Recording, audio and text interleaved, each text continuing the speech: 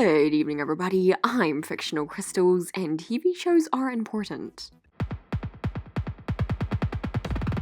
Peridot has become more accustomed to Earth culture. That includes television. Her favorite show, and I'm pretty sure it's the only thing she watches, is Camp Pining Hearts. Camp Pining Hearts is used as a gag on Steven Universe, but like many jokes on the show, it has weight to it. Ronaldo spews out many crazy things. We used to think it was unimportant, but it turned out to be really clever foreshadowing. They're here to hollow out the Earth! It's part of the Great Diamond Authority! They'll take on any form! Camp Pining Hearts is the same. First of all, there was the first episode Peridot watched, Percy and Paulette. Paulette was wearing a scarf with designs of Lapis's gem, and it was blue. She also had a blue diamond on her hat. She's meant to represent Lapis. It's pretty clear that Lapis used to be a part of Blue Diamond's court. Some people are still trying to go against this, but let me show you the evidence. First of all, she's, well, blue. And every blue gem we've ever seen has been in Blue Diamond's court, like how every yellow one's been in Yellow's. We saw her silhouette in the episode The Answer, which was during a flashback to Blue Diamond's court. She was most terrified of Blue Diamond when Steven brought up his trial, and the two triangles she wears make a blue diamond. On the other hand, there's Percy, who represents Peridot. He's got blonde hair, is wearing yellow diamonds, and Peridot's gem on his necklace. Percy and Paulette were romantically involved, although we all know Percy and Pierre is the superior couple. While not in the show itself, Rebecca Sugar drew this art of human Lapis and Peridot, almost kissing. It's a visual parallel to this Camp Pining Heart scene. In the episode Beta, once again Peridot was watching Paulette and Percy, this time with Lapis. It sounded like the two on screen were having a rough time. But Paulette, I need you. Either they were breaking up or Paulette was leaving. Could be both, like breaking up because Paulette was leaving. Which character very recently left? It was Lapis, putting Peridot into a slump. She tried getting Lapis to stay with words. It didn't work. If she takes her own advice, she should just get over it. Oh, get over it, Percy. Peridot's one of the biggest shippers out there. She created a shipping chart for Camp Pining Hearts. The characters on there represent both characters from Camp Pining Hearts and Steven Universe. You can figure it out by the colors. I like how the one representing Garnet isn't paired with anyone else, since she's her own love interest. At the time this was made, Lapis and Jasper were still fused, which is why their ones are connected. Peridot went on a bit of a rant about her ship, which understandably Steven sped up. But if we slow down what she said, we hear some pretty interesting things. Not to mention Percy is sent for the crowd sport.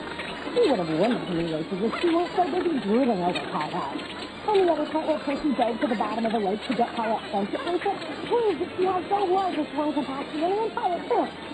And she is of course to be reckoned with on land.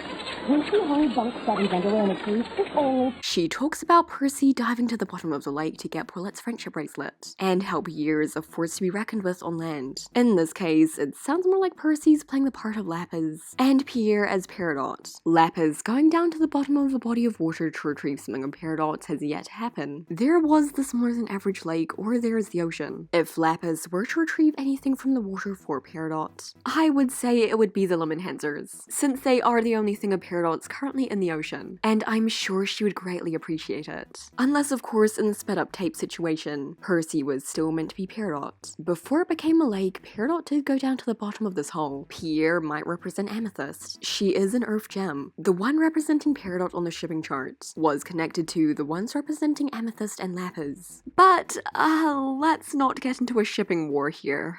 Oh god.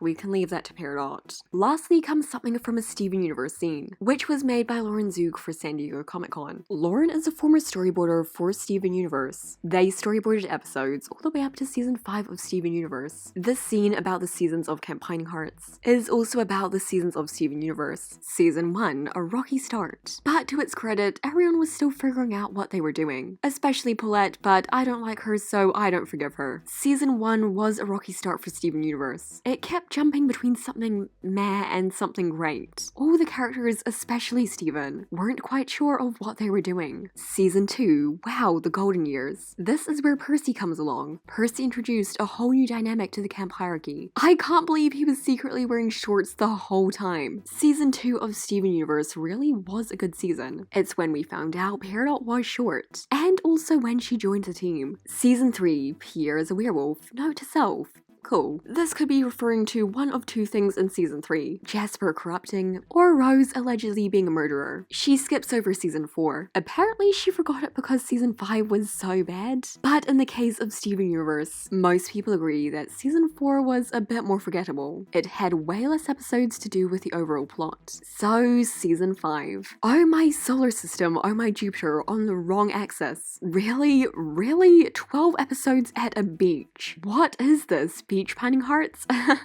I'm typing laughter as I actually laugh. Season 5 is not over yet. Either 12 episodes could be spent in Beach City, or 12 episodes in space. We know they're not done with the space stuff yet. Lars of the Stars has still got to air. We should always pay attention to TV shows in this TV show. It's not just Camp Pining Hearts that has this kind of foreshadowing. Crime Breakfast Friends was playing out the Sardonyx arc during the Sardonyx arc. It also made fun of the return / jailbreak. And while talking about Little Butler, Amethyst said this. When you get to season 3, it really starts getting good. That's when the uptight neighbors, the Richingtons, move next door. Season 3 of Steven Universe was when Lapis and Peridot moved in. They became neighbors to the crystal gems in the barn. But anyway, thanks for watching and keep Beach City weird. I can't wait for the next episode. Whenever that is, am I right?